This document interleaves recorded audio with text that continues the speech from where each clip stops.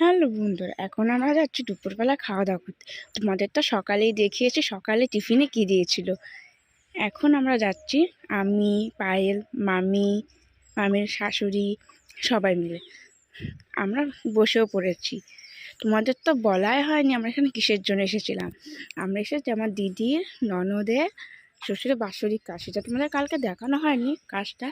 তো দেখো, এখন আমাদের পাতা, জলের বোতল দিয়ে গেছে, তারপরে লেবু দেওয়ার পরে দিয়ে গেছিলো বেগুনি। এখন দিয়ে দিচ্ছে রাইস,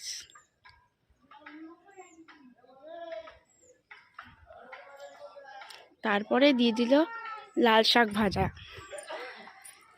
এখন খেয়ে দেখি কেমন হয়েছে।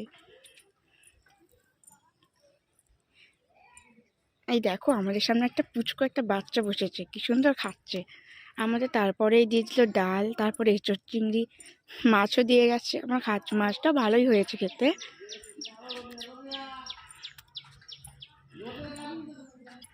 তারপরে দিল দই মিষ্টি চাটনি। আমাদের খাওয়া কমপ্লিট। Bye bye.